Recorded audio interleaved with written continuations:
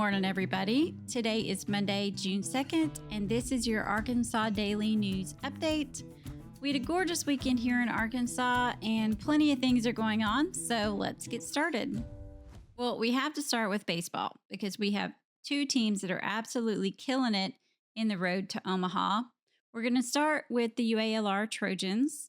They beat number 22 Dallas Baptist, and then they upset number 3 LSU on Sunday night 10-4.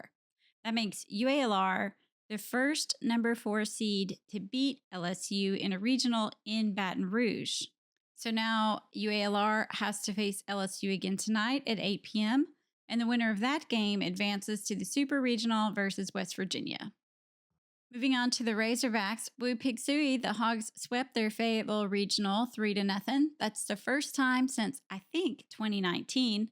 Last night alone, the Hogs had 20 strikeouts, and across the regional, they had 10 home runs.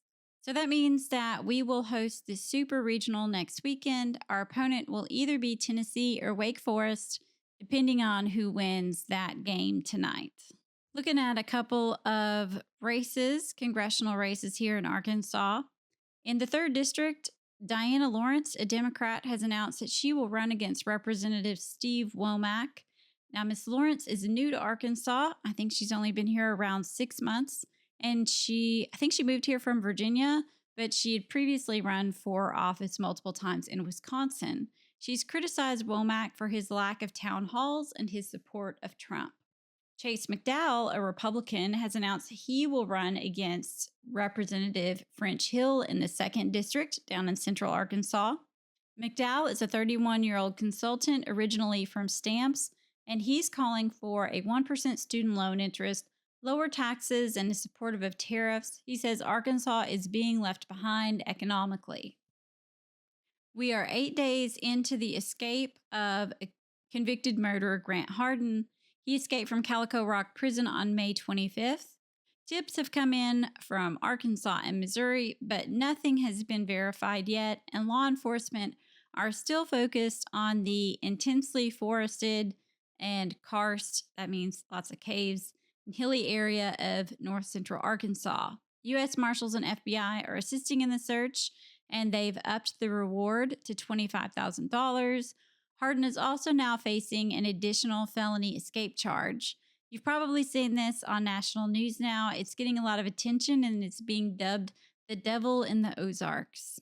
All right, now let's move on to a landfill situation in Tontitown. That's in northwest Arkansas. The Arkansas Department of Energy and Environment has completed a 4th round of air testing near the Ecovista landfill that's owned by Waste Management. That testing took place in May, but the results are not expected probably within the next 90 days. That testing was done by CTEH, and it cost taxpayers $540,000. So why spend so much on this, and why do it for a 4th time? Well, previous tests had shown concerning levels of benzene, acrolein, carbon tetrachloride, chloroform, and naphthalene. Now, these are all toxic chemicals that can cause serious health issues like respiratory problems, neurological damage, and cancer.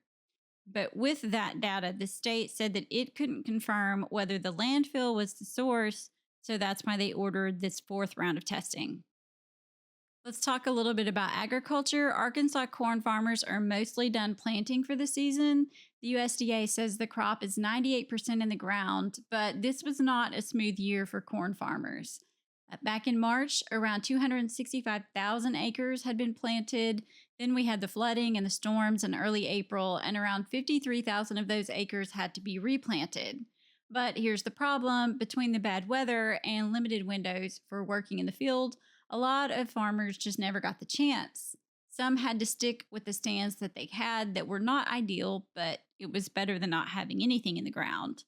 And then only 2 days in late May were even considered suitable for field work, according to USDA data. On top of that, fertilizer prices went up. Urea rose 13% in May, and other nitrogen-based fertilizers weren't far behind.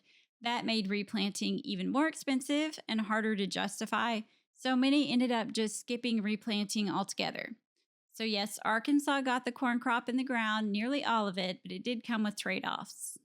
And finally, I know it's Monday, but I'm already looking forward to the weekend because it is Arkansas Free Fishing Weekend. That kicks off noon on Friday, June 6th, and it runs through Sunday night, June 8th.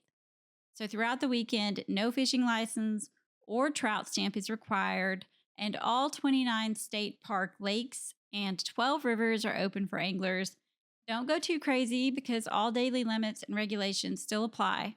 But definitely go out somewhere like Lake Greason, Lake Chico, Bull Shoals, have a good time and catch some fish. For more information, you can visit arkansasstateparks.com. All right, that's it for your Arkansas Daily Briefing. Subscribe and follow for updates all week. And if you see Grant Hardin, call the cops. You may bag $25,000. Stay safe, stay sharp, and we'll be back tomorrow.